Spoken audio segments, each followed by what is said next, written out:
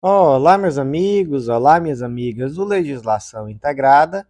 Aqui quem fala é o professor Bruno Valente. Nossa conversa de hoje é sobre o informativo de número 1102 do STF. Antes de começar, não deixe de se inscrever no nosso canal, seja no Spotify, Deezer, Apple Podcasts, Google Podcasts ou no YouTube, nem de ativar o sininho para ficar sabendo das novidades.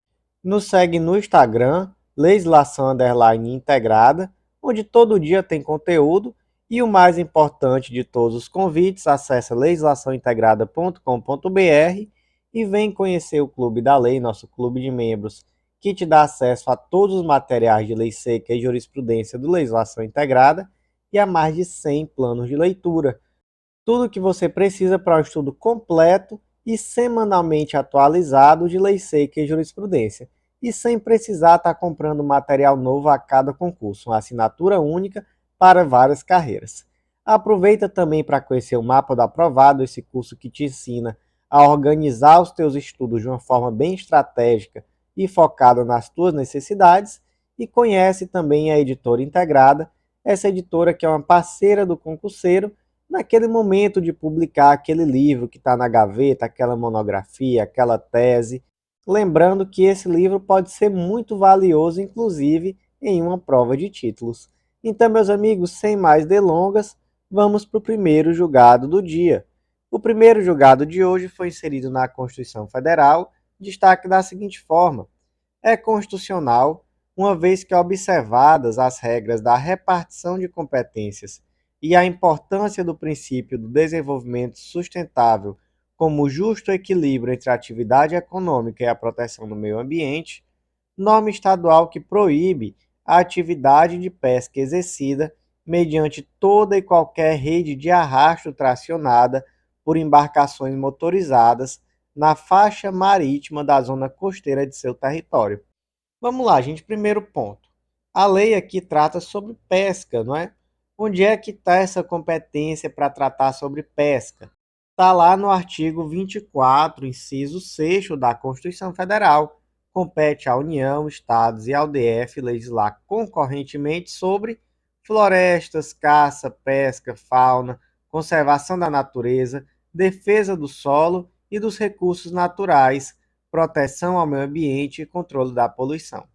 E aí, o Estado do Rio Grande do Sul editou a Lei 15.223 de 2018, e essa lei, basicamente, dentre outros pontos, obviamente, ela proíbe a pesca mediante utilização de qualquer tipo de rede de arrasto tracionada por embarcações motorizadas em todo o território do Estado, até a faixa de 12 milhas náuticas da zona costeira.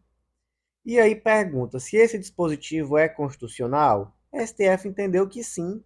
Por quê? Primeiro, se trata de uma legislação concorrente, como a gente já viu, ou melhor, né, de uma competência concorrente para legislar. Em segundo ponto, porque se trata de uma regra proporcional e se trata aqui também de uma norma protetiva ao meio ambiente que vai de encontro ao princípio do desenvolvimento sustentável, da proteção do meio ambiente, etc. E ela está em consonância também com as diretrizes da Lei número 11.959 de 2009, que é a lei que traz a Política Nacional do Desenvolvimento Sustentável da Agricultura e da Pesca. Então, por todos esses motivos, se entendeu que essa lei é constitucional. E aí, como é que ficou o destaque? É constitucional, uma vez observadas as regras do sistema de repartição de competências e a importância do princípio do desenvolvimento sustentável como justo equilíbrio entre a atividade econômica e a produção do meio ambiente, norma estadual que proíbe a atividade de pesca exercida mediante toda e qualquer rede de arrasto tracionada por embarcações motorizadas na faixa marítima da zona costeira de seu território.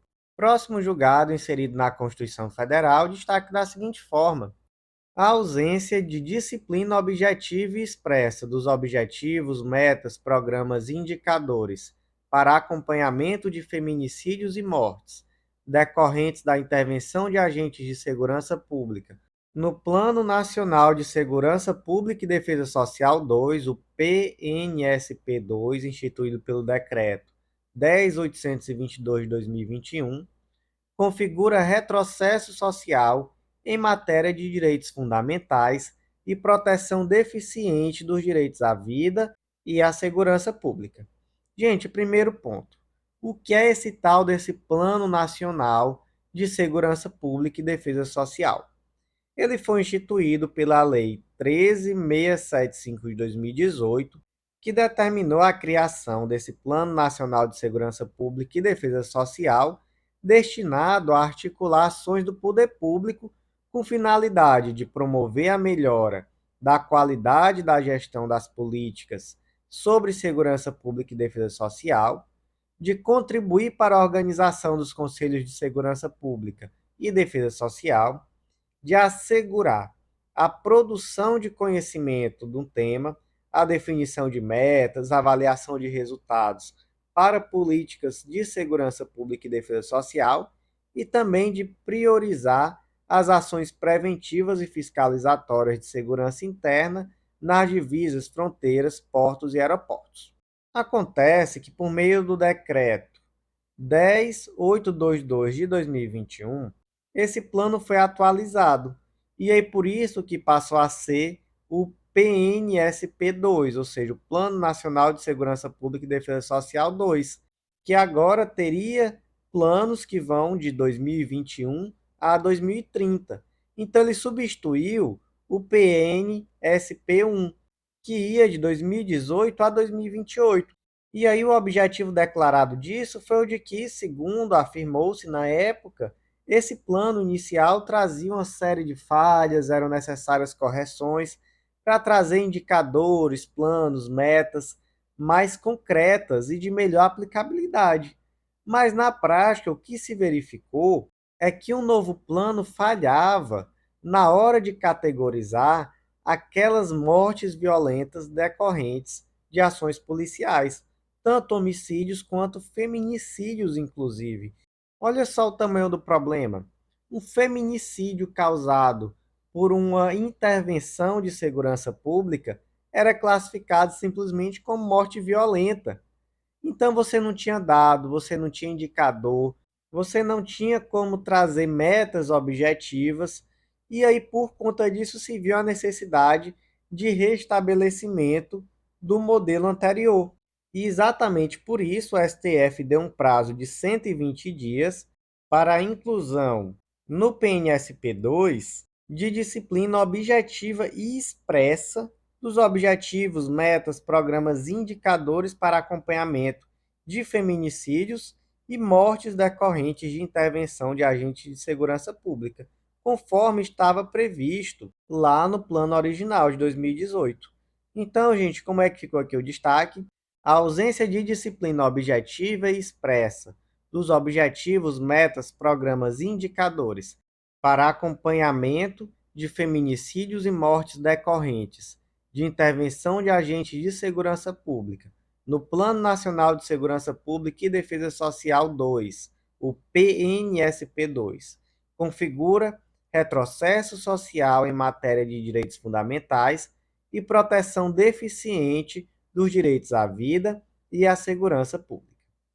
Próximo julgado do dia foi inserido também na Constituição Federal, destaque da seguinte forma: é necessária a concessão de medida cautelar, pois está demonstrada a insuficiência da atuação estatal na proteção de territórios ocupados pelos povos indígenas isolados e há perigo de demora na prestação jurisdicional, eis que evidenciados riscos de genocídio, insegurança alimentar e aculturação.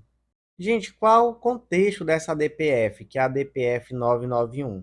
É um contexto, gente, de graves violações a direitos humanos e de omissão estatal no âmbito da floresta amazônica, especialmente em relação àqueles povos indígenas ainda isolados ou mesmo aqueles de contato recente e especialmente em relação àqueles povos ainda que não têm o seu território demarcado.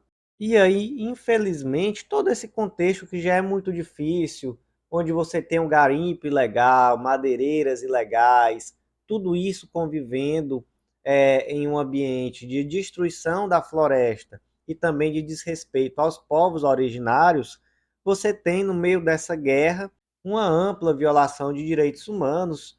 Inclusive, recentemente, essa violação ganhou a mídia com o assassinato do indigenista, o Bruno Pereira, e do jornalista britânico, o Don Phillips. E nessa ADPF, a Associação Autora, ela traz que não há tão somente uma omissão estatal nesse momento, no momento em que foi proposta essa ação, melhor dizendo, mas existia, na verdade, mais do que isso, existia uma ação estatal prejudicial a esses povos originários. Segundo a entidade, há hoje 114 povos isolados e de recente contato na Amazônia, e esses povos, eles mantêm o desejo de se manter distantes. E até o ano de 2019, essa foi a diretriz adotada pelo Brasil, desde 1987 até 2019, para ser mais exato. Em 2019, essa conduta ela foi alterada.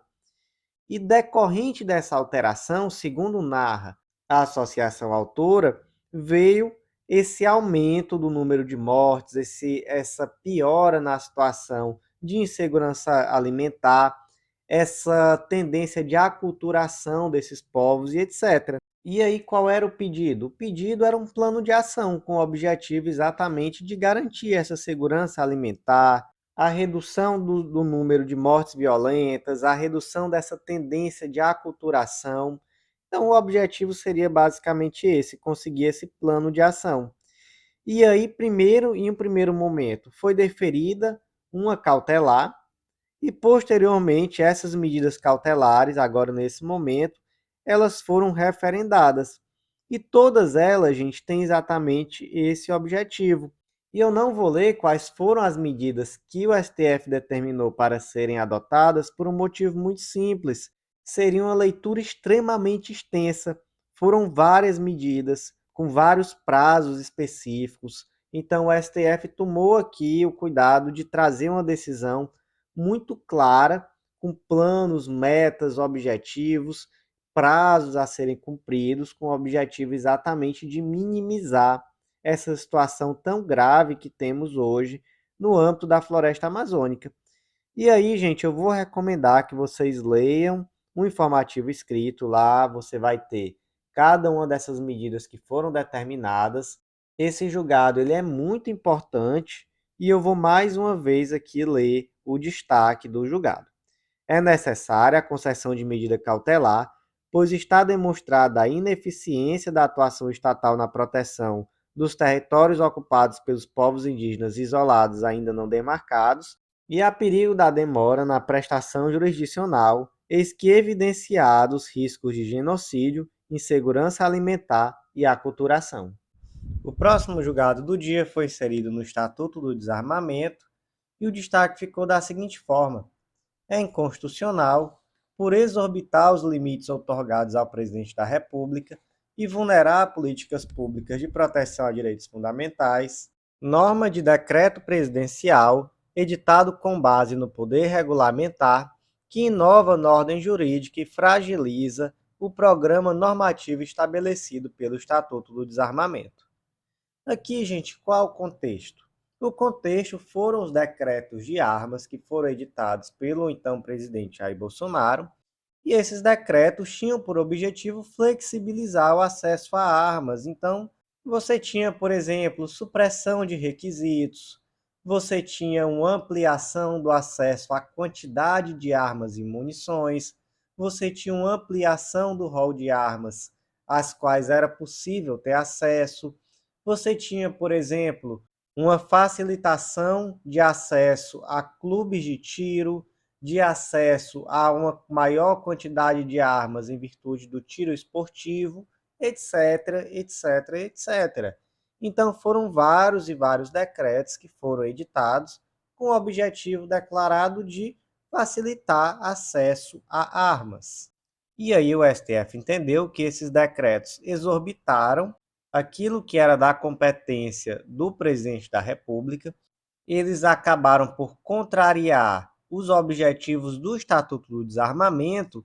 E, gente, se vocês pararem para ler o inteiro teor dos votos, vocês vão ver, inclusive, argumentos no sentido de que os dados demonstram que muitas dessas armas que foram introduzidas no território nacional por meio dessa facilitação acabaram sendo desviadas para o crime. Então, uma facilitação de acesso às armas, que, pelos argumentos, seria para a proteção dos indivíduos que estão reféns da criminalidade, mas que, na prática, o que aconteceu foi que a própria criminalidade acabou tendo acesso mais fácil a essas armas. Então, diversos e diversos argumentos, e com base nisso, esses decretos foram declarados inconstitucionais, mas é bom que se tenha em mente que esses decretos foram revogados muito recentemente, pelo decreto 11.615 de 2023, que realizou o que se chamou de um revogaço desses decretos do governo Bolsonaro que facilitaram o acesso às armas. Alguns artigos do Estatuto do Desarmamento também receberam interpretação conforme a Constituição. Então, por exemplo, o artigo 4º do Estatuto do Desarmamento, ele recebeu essa interpretação conforme a Constituição no sentido de que a posse de arma de fogo só pode ser autorizada às pessoas que demonstrem concretamente, por razões pessoais ou profissionais, que possuem efetiva necessidade de terem armas de fogo. Já o artigo 4º, parágrafo 2º, também do Estatuto do Desarmamento, e o artigo 2º, parágrafo 3º do Decreto 9847 de 2019, eles também receberam interpretação conforme a Constituição. E veja só, o 4º, parágrafo 2º diz que a aquisição de munição somente poderá ser feita no calibre correspondente à arma registrada e na quantidade estabelecida no regulamento desta lei. E aí, a interpretação conforme a Constituição foi exatamente de que a limitação dos quantitativos adquiríveis, ela deve ser feita nessa limitação de forma diligente e proporcional e que garanta apenas o necessário à segurança dos cidadãos. Por que isso? Porque nesse ponto é de se dizer que houve uma exacerbação nesses quantitativos. Então, realmente, pela égide dos decretos anteriores, era possível adquirir muita munição. Isso, de fato, não era algo proporcional. Também recebeu interpretação conforme a Constituição o artigo 10º, parágrafo 1º, inciso 1 do Estatuto do Desarmamento, e aí se fixou a tese de que a atividade regulamentar do Poder Executivo não pode criar presunções de efetiva necessidade, além daquelas que já estão disciplinadas em lei. E, por último, também o artigo 27 do Estatuto do Desarmamento também teve interpretação conforme a Constituição. Se fixou a tese de que a aquisição de arma de fogo de uso restrito só pode ser autorizada no interesse da própria segurança pública ou da defesa nacional, e não por razão de interesse pessoal do requerente. Então, veja só, posse de arma de fogo de uso restrito não é por interesse pessoal, é somente por interesse da própria segurança pública ou da defesa nacional. Então, meus queridos, eu recomendo também, em relação a esse julgado, que se faça a leitura do informativo escrito, muito importante, muitas observações de grande importância, e o destaque do julgado ficou assim: é inconstitucional por exorbitar os limites outorgados ao presidente da República e vulnerar políticas públicas de proteção de direitos fundamentais, norma de decreto presidencial editado com base no poder regulamentar, que inova na ordem jurídica e fragiliza o programa normativo estabelecido pelo Estatuto do Desarmamento. Próximo julgado do dia foi inserido na Constituição Federal, destaque da seguinte forma: é inconstitucional por violar o artigo 39, parágrafo 4º da Constituição Federal, haja vista o caráter de indevido acréscimo remuneratório, norma estadual que prevê adicional de auxílio aperfeiçoamento profissional aos seus magistrados. Que lei é essa, gente? É a Lei Complementar 59 de 2001 do Estado de Minas Gerais. Ela previu que o magistrado terá direito a um auxílio aperfeiçoamento profissional mediante reembolso para aquisição de livros jurídicos, digitais, de material de informática, em um valor anual de até metade do subsídio mensal na forma de resolução do órgão competente do TJ. Então, veja só, esse magistrado lá do estado de Minas Gerais, ele tinha direito de receber, como forma de reembolso, um valor que era de até 50% do seu subsídio. Então, imagina que o subsídio fosse 30 mil. Ele tinha 15 mil por ano para receber, sob forma de reembolso, daquilo que ele gastou com a aquisição de livro jurídico digital, de material de informática. E aí, o STF disse que isso é constitucional? Disse que não. Primeiro, gente, vamos entender que o artigo 39, parágrafo 4º, diz que um membro de poder e também, né, detentor de mandato eletivo, ministro de Estado, secretário estadual municipal, eles são remunerados exclusivamente por subsídio que é fixado em parcela única e é vedado a esses indivíduos o acréscimo de qualquer gratificação, adicional, abono, prêmio, verba de representação ou qualquer outra espécie remuneratória. E aí que vem o debate. Esse auxílio aperfeiçoamento profissional, ele é uma verba remuneratória ou uma verba indenizatória? Porque veja bem, se for verba indenizatória, é possível pagar, então é possível, por exemplo, pagar uma diária, pagar um transporte, algo que esse indivíduo tem um gasto a mais e ele vai ser indenizado para cobrir esse gasto. Mas se entendeu que esse auxílio aperfeiçoamento profissional, ele não tem natureza indenizatória, ele tem natureza remuneratória. Por que que ele tem natureza remuneratória? Porque ele não está reembolsando gasto decorrente da atividade do magistrado. Então, não está reembolsando, por exemplo, o valor que o magistrado está gastando com deslocamento para responder em uma comarca diferente da dele. Não está pagando uma diária porque o magistrado está em outra comarca a serviço e vai precisar pagar um hotel. Isso sim é uma verba indenizatória. Uma verba decorrente da compra de livro e da compra de material de informática realmente não é uma verba indenizatória, né? É uma verba de caráter remuneratório. E além disso, ainda se entendeu que esse cálculo do valor em cima do valor do subsídio também é totalmente incondizente com aquele regime remuneratório que foi disciplinado pela Emenda Constitucional 19 de 98. Então, gente, por esses motivos, inconstitucional a previsão na Lei Complementar Estadual 59 de 2001 do Estado de Minas Gerais. Como é que ficou aqui o destaque? É inconstitucional por violar o artigo 39, parágrafo 4º da Constituição Federal, haja vista o caráter de indevido acréscimo remuneratório, norma estadual que prevê adicional de auxílio aperfeiçoamento profissional aos seus magistrados. Próximo julgado do dia, inserido na consolidação das leis do trabalho, destaque da seguinte forma: é constitucional na medida em que privilegia a liberdade de escolha do trabalhador e reforça o equilíbrio entre os valores sociais do trabalho e da livre iniciativa, norma da reforma trabalhista que permite, por meio de acordo individual escrito entre trabalhador e empregador, a adoção de jornada de 12 horas de serviço seguidas de 36 horas ininterruptas de trabalho. Então, aqui trata-se, não é, da tal da jornada 12 por 36. Ela está prevista expressamente no artigo 59A e também no parágrafo único da CLT, com redação inserida pela Reforma Trabalhista, Lei número 13.467 de 2017.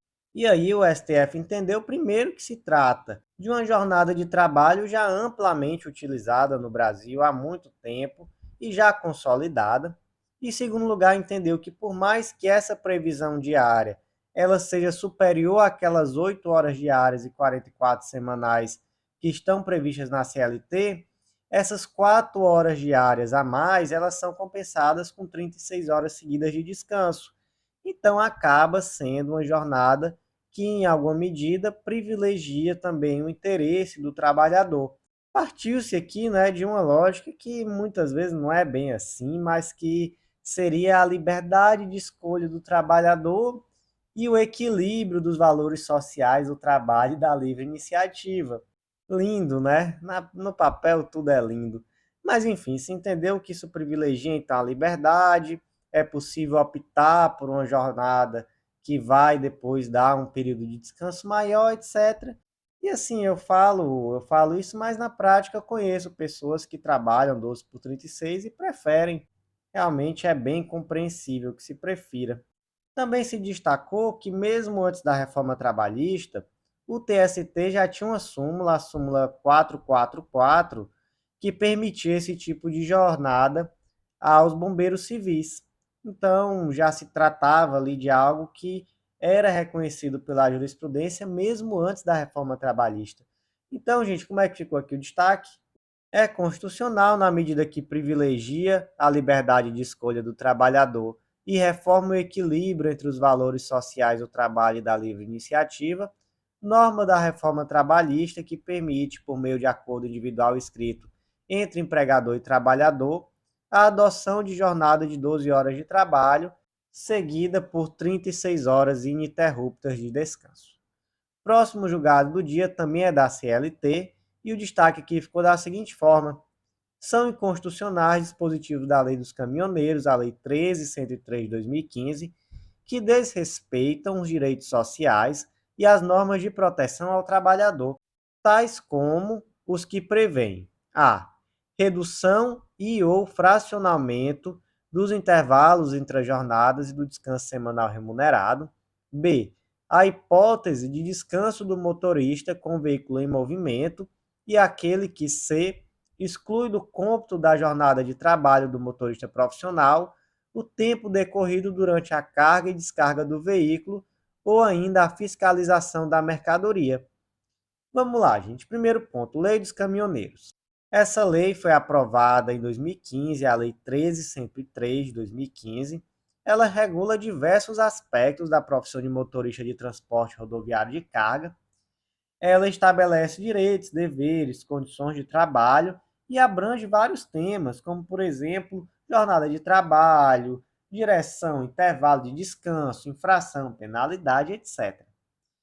Dentre os pontos, alguns são de fato bem questionáveis, e o STF declarou esses pontos inconstitucionais. Então, por exemplo, o artigo 235-C, parágrafo 3º da CLT, diz que, em relação ao motorista profissional, né, dentro do período de 24 horas serão asseguradas 11 horas de descanso, sendo facultado o fracionamento e a coincidência dos períodos de parada obrigatória na condução do veículo estabelecida pela CLT, garantindo no mínimo 8 horas ininterruptas no primeiro período e o gozo remanescente dentro das 16 horas seguintes ao fim do primeiro período. Então, veja só, em primeiro lugar, se diz que são 11 horas de descanso, mas se diz que é possível fracionar essas 11 horas de descanso de tal forma que você vai ter a coincidência com os períodos de parada obrigatória, você vai ter garantido no mínimo 8 horas ininterrupta e as demais horas poderão ser divididas dentro das 16 horas seguintes. Então, gente, tudo isso daí foi declarado inconstitucional. Ficou só assim, ó, dentro do período de 24 horas serão asseguradas 11 horas de descanso, ponto. Todo o restante foi declarado inconstitucional. Então, foi declarado inconstitucional essa possibilidade de fracionamento desse período de descanso, também essa possibilidade de coincidência do período de descanso com o período de parada obrigatória estabelecido lá no Código Brasileiro de Trânsito. Além disso, gente, lá no 235C, parágrafo 8º, tem dizendo que são considerados tempo de espera as horas que o motorista profissional é empregado ficar aguardando carga ou descarga do veículo nas dependências do embarcador ou do destinatário e o tempo gasto na fiscalização da mercadoria transportada em barreiras fiscais ou alfandegárias, não sendo computado como jornada de trabalho nem como hora extraordinária. Então, olha só, aquele período que o indivíduo fica ali parado para carga e descarga do veículo ou para fiscalização fiscal ou alfandegária, esse período não era horário de trabalho. Realmente algo meio estranho, né? Isso daqui é algo que é no mínimo estranho, porque a pessoa ela não vai deixar o caminhão ali e sair para dormir. Ela nem teria como fazer isso, né? Imagina como é que ela vai descansar com o caminhão dela parado e um posto da alfândega para fazer fiscalização. Não dá.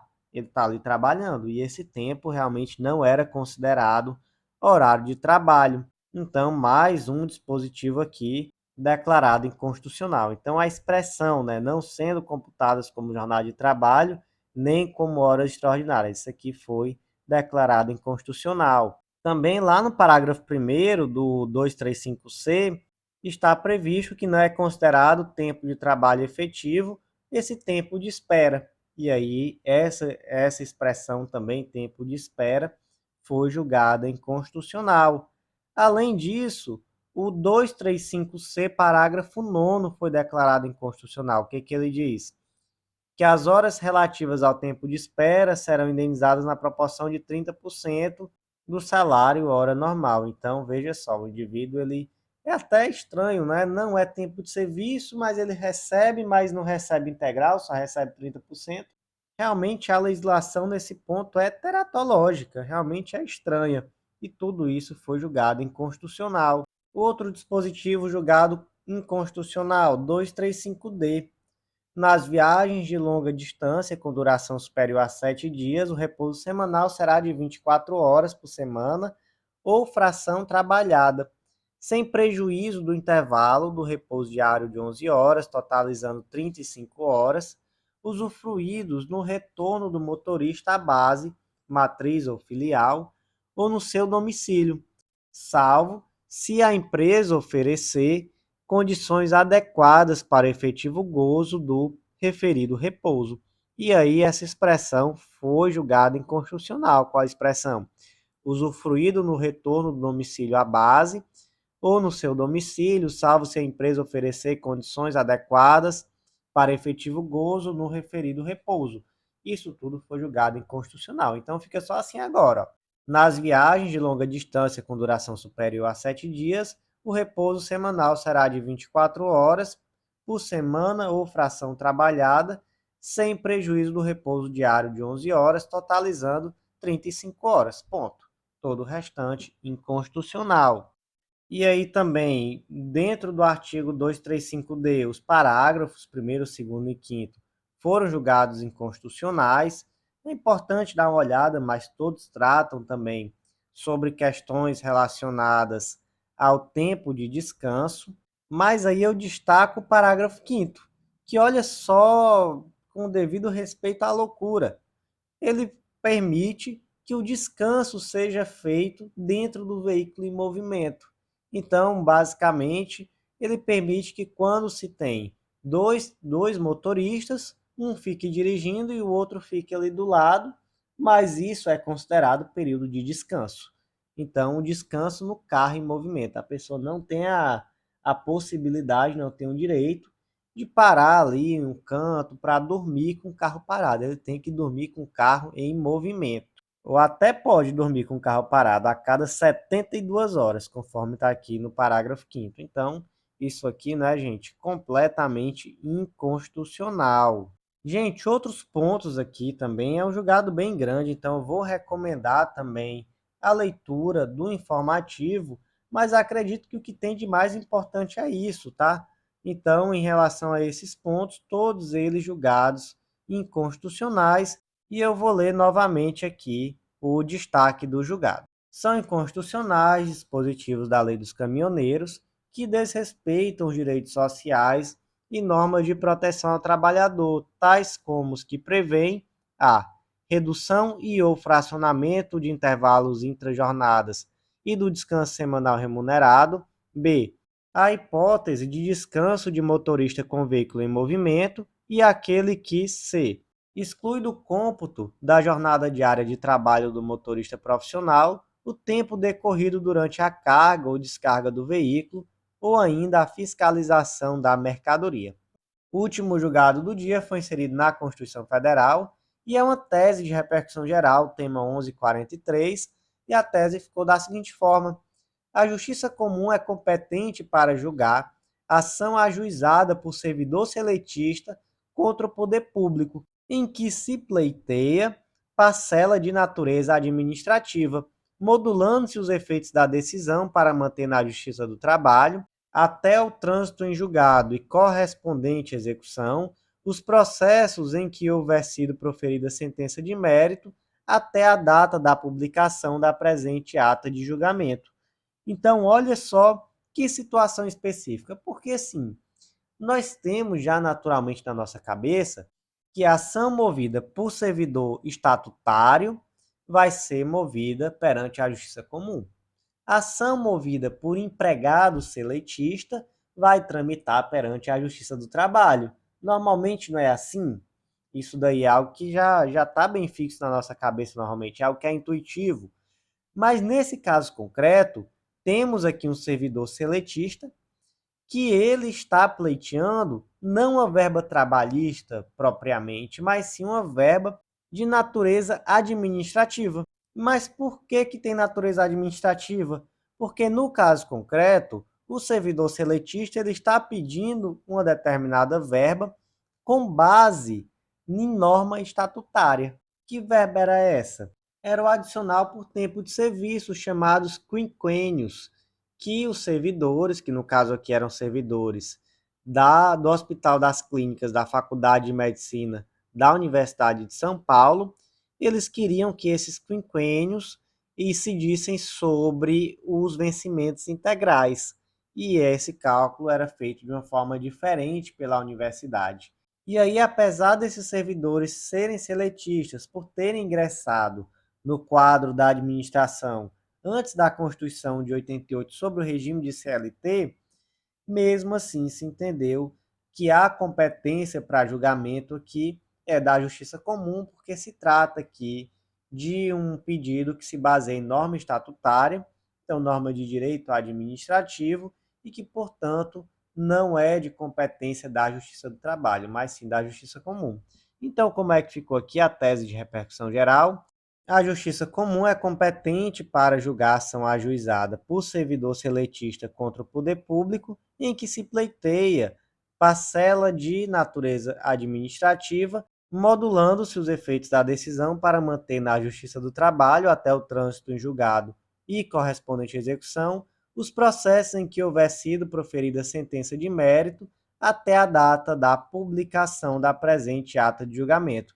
Então, só esse detalhezinho que eu esqueci de comentar, houve modulação de efeitos, então aqueles processos que já estão correndo perante a Justiça do Trabalho permanecem ali tramitando até tantos processos quanto as correspondentes execuções eventualmente.